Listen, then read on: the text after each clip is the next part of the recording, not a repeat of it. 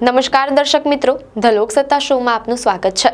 ભારતના વિદેશ મંત્રી એસ જયશંકરે શાંઘાઈ કોઓપરેશન ઓર્ગેનાઇઝેશન SCOની બેઠકના ભાગરૂપે મંગળવારે રશિયાના રાષ્ટ્રપતિ વ્લાદિમીર પુતિન સાથે મુલાકાત કરી।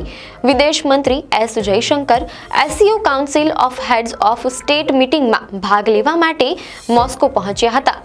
ક્રેમલિનમાં યોજાયેલી આ મહત્વપૂર્ણ બેઠકમાં તેમણે અન્ય સભ્ય દેશોના પ્રતિનિધિ મંડળોના વડાઓ સાથે રશિયન રાષ્ટ્રપતિ સાથે મુલાકાત કરી।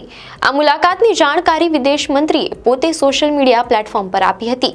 મીડિયા હવાલો અનુસાર રશિયાની આ મુલાકાત દરમિયાન એસ જયશંકરે રશિયાના વડાપ્રધાન મિખાઇલ મિશુસ્તિન અને રશિયન વિદેશ મંત્રી સર્ગેઈ લવરોવ સાથે પણ દ્વિપક્ષીય અને બહુપક્ષીય સંબંધોને મજબૂત કરવા માટે મુલાકાત કરી હતી।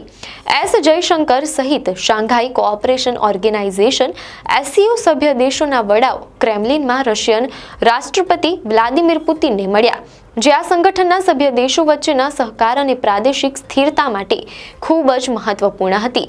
આ બેઠકમાં અન્ય મહત્વના પ્રતિનિધિઓ જેમ કે રશિયાના વડાપ્રધાન મિખાઇલ મિશુસ્તિન, ઈરાનના ઉપરાષ્ટ્રપતિ મોહમ્મદ રઝા આરિફ, બેલારુસના વડાપ્રધાન એલેક્ઝાન્ડર તુર્ચિન, કઝાકિસ્તાનના વડાપ્રધાન ઓલ્જસ બેક્ટેનોવ, કિર્ગિસ્તાનના વડાપ્રધાન અદિલબેક કાસિમાલિયેવ, તાજિકિસ્તાનના કોખીર રસુલ ઝેદા, ઉઝબેકિસ્તાનના અબ્દુલ્લા અરીપોવ, પાકિસ્તાનના નાયબ વડાપ્રધાન ઇશાક ડાર અને SCO સેક્રેટરી જનરલ નુરલાન યરમેકબાયેવ હાજર રહ્યા હતા, જે સ્પષ્ટપણે દર્શાવે છે કે એશિયાના મહત્વપૂર્ણ દેશો વચ્ચે આર્થિક વિકાસ અને સુરક્ષા સહયોગને મજબૂત કરવા માટે SCO એક મુખ્ય પ્લેટફોર્મ બની રહ્યું છે। મીડિયા હવાલો અનુસાર આ બેઠક દરમિયાન રશિયાના રાષ્ટ્રપતિ વ્લાદિમીર પુતિને એક સ્પષ્ટ અને મજબૂત સંદેશ આપ્યો। તેમણે સભ્ય દેશોને આર્થિક વિકાસ અને સહયોગ માટે એશિયન સંગઠન તરીકે SCOની વિશ્વસનીયતા અને પ્રભાવ વધારવા હાકલ કરી હતી। પુતિને આ ટિપ્પણી રશિયાના વડાપ્રધાન મિખાઇલ મિશુસ્તિનની અધ્યક્ષતામાં યોજાયેલી 2 દિવસીય બેઠક બાદ ક્રેમલિનમાં SCO સરકારના વડાઓ સાથેની મુલાકાત દરમિયાન કરી હતી। મીડિયા હવાલો અનુસાર પુતિને કહ્યું કે આપણા બધાનો એક સામાન્ય ધ્યેય છે યુરેશિયાઈ ખંડ અને ખરેખર વૈશ્વિક સ્તરે સૌથી મોટા પ્રાદેશિક સંગઠનોમાંના એક તરીકે SCOની વિશ્વસનીયતા અને પ્રભાવ વધારવાનો। તેમણે આગળ ભારપૂર્વક જણાવ્યું કે સ્વાભાવિક રીતે સંગઠનના સભ્ય દેશો વચ્ચે નક્કર વ્યવહારુ કાર્યો નક્કી કરવામાં અને બહુપક્ષીય સહયોગને વિસ્તૃત કરવામાં સરકારોની ખાસ ભૂમિકા હોય છે। પુતિનનું આ નિવેદન એવા સમયે આવ્યું છે જ્યારે વૈશ્વિક ભૂરાજકીય પરિદ્રશ્યમાં ઝડપી ફેરફારો થઈ રહ્યા છે અને પશ્ચિમી દેશોની સરખામણીમાં યુરેશિયામાં આર્થિક અને રાજકીય શક્તિનું સંતુલન વધી રહ્યું છે। પુતિન SCOને વૈશ્વિક પ્રભાવ ધરાવતા સંગઠન તરીકે મજબૂત કરવા માંગે છે। આ સમગ્ર બેઠકમાં ભારતના વિદેશ મંત્રી એસ જયશંકરની હાજરી અત્યંત મહત્વની હતી।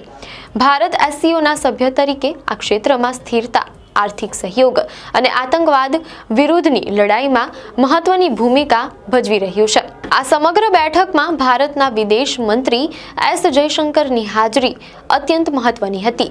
ભારત SCOના સભ્ય તરીકે આ ક્ષેત્રમાં સ્થિરતા, આર્થિક સહયોગમાં મહત્વની ભૂમિકા ભજવી રહ્યું છે। મીડિયા હવાલો અનુસાર એસ જયશંકરે તેમની રશિયાની મુલાકાત દરમિયાન રશિયન વિદેશ મંત્રી સેર્ગેઈ લવરોવ સાથે પણ દ્વિપક્ષીય બેઠક યોજી હતી। આ બેઠક ભારત અને રશિયા વચ્ચેના વ્યૂહાત્મક સંબંધોને વધુ મજબૂત કરવા અને ખાસ કરીને સંરક્ષણ, ઉર્જા અને વેપાર જેવા ક્ષેત્રોમાં સહયોગ વધારવા માટે મહત્વપૂર્ણ માનવામાં આવે છે। એટલું સ્પષ્ટ છે કે બંને દેશો વચ્ચેના સંબંધો સમગ્ર SCO ક્ષેત્રની રાજનીતિ માટે ખૂબ જ મહત્વ ધરાવે છે। રશિયાના રાષ્ટ્રપતિ પુતિનની SCOના પ્રભાવને વધારવાની હાકલ અને ભારતના વિદેશ મંત્રીની આ બેઠકમાં સક્રિય ભાગીદારી દર્શાવે છે કે SCO હવે માત્ર એક પ્રાદેશિક સંગઠન નથી, પરંતુ યુરેશિયન અર્થતંત્ર અને રાજકારણનો એક મુખ્ય ધરી બની રહ્યું છે। ભારત અને રશિયા વચ્ચેનો સહયોગ આ સંગઠનની ભાવિ દિશા નક્કી કરવામાં મહત્વપૂર્ણ ભૂમિકા ભજવશે। આ બેઠક એશિયાના વિકાસ અને સુરક્ષા માટે એક મજબૂત માળખું તૈયાર કરવા માટેનો નવો સંકેત આપી રહી છે। રશિયાના રાષ્ટ્રપતિ વ્લાદિમીર પુતિનની એસસીઓના પ્રભાવને વધારવાની હાકલ અને ભારતના વિદેશ મંત્રી એસ જયશંકરની આ બેઠકમાં સક્રિય ભાગીદારી દર્શાવે છે કે એસસીઓ હવે માત્ર એક પ્રાદેશિક સંગઠન નથી, પરંતુ યુરેશિયન અર્થતંત્ર અને રાજકારણનો એક મુખ્ય ધરી બની રહ્યું છે. પુતિન સ્પષ્ટપણે વૈશ્વિક સ્તરે પ્રભાવ વધારવા માંગે છે અને આ માટે તેઓ એસસીઓના સભ્ય દેશો વચ્ચે નક્કર સહયોગ પર ભાર મૂકે છે. ખાસ કરીને ભારત અને રશિયા વચ્ચેનો વ્યૂહાત્મક સહયોગ, જે સંરક્ષણ અને ઉર્જા ક્ષેત્રમાં મજબૂત છે, ત્યાં સંગઠનની ભાવિ દિશા નક્કી કરવામાં મહત્વપૂર્ણ ભૂમિકા ભજવશે. આ બેઠક એશિયાના વિકાસ અને સુરક્ષા માટે એક મજબૂત માળખું તૈયાર કરવા માટેનો નવો સંકેત આપી રહી છે. આપને માહિતી સારી લાગી હોય તો વિડીયોને લાઇક અને શેર કરજો, ચેનલને સબસ્ક્રાઇબ કરજો.